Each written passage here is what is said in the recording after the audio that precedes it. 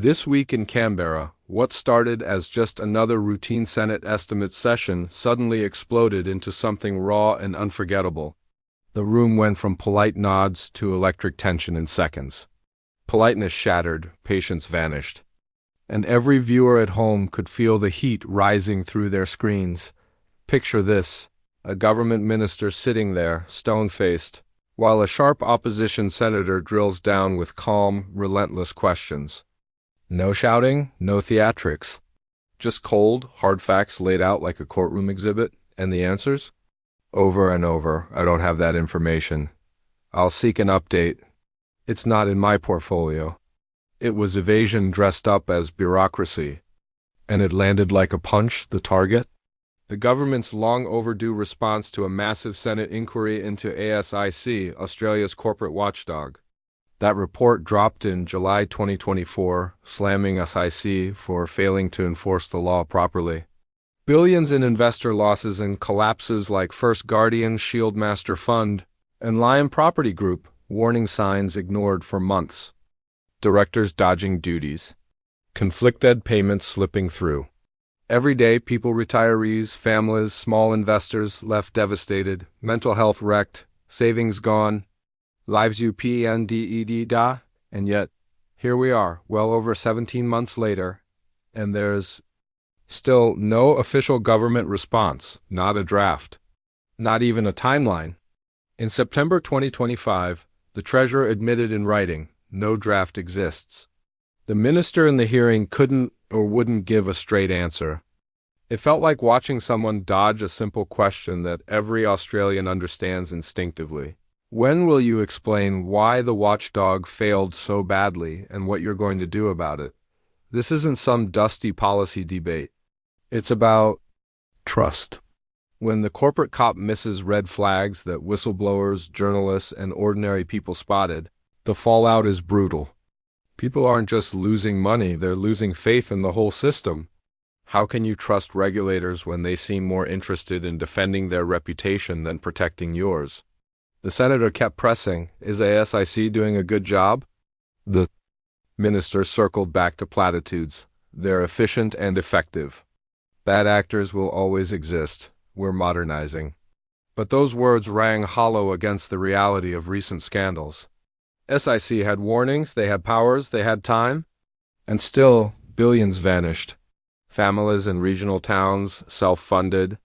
Retirees, everyday workers, they're the ones paying the price, not the executives who walked away. What made this moment hit harder was how procedural it all was. No raised voices, just the weight of unanswered questions piling up. The government senators on the original inquiry had their own dissenting notes, criticizing parts of the report. Fair enough, but even they raised concerns. The point isn't party lines, it's accountability. A Senate report exists. It lays out serious failures.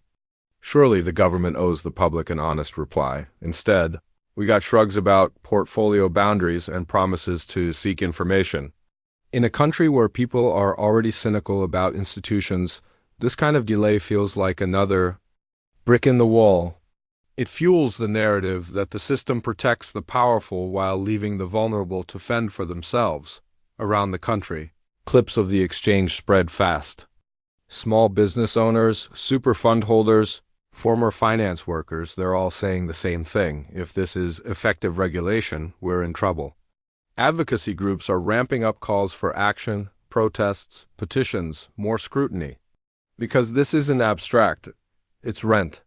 It's retirement. It's the stress that doesn't show up on balance sheets, but weighs heavy in homes across Australia, the exchange wrapped with vague assurances. If I get more info, I'll update the committee.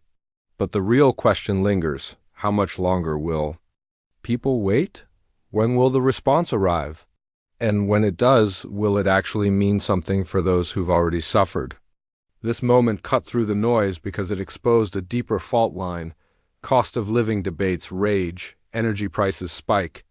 But here, in a quiet committee room, something fundamental was laid bare. Do we still have systems that answer to the people, or are they too busy protecting themselves? Regulators exist to stop bad actors before the damage is done. When they don't, the excuses feel insulting. Internationally, other countries have faced similar reckonings, resignations, restructures, real change. Here, the language stays defensive. Views differ. We're strengthening, modernizing. But for the victims of these failures, that's cold comfort. They want enforcement. They want answers. They want to know why warnings were ignored and why. A Senate report can sit unanswered while ministers insist everything's fine. This wasn't gotcha politics. It was a system being asked to explain itself and struggling. The tension in that room wasn't just between senators. It was between power and people. Between promises of protection and the painful reality of failure, and that's why this exchange matters far beyond one hearing. It reminds us that accountability isn't automatic, it has to be demanded.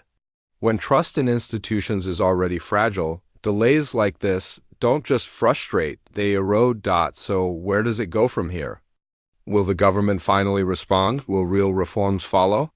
Or will this become another forgotten report, gathering dust while the next collapse unfolds?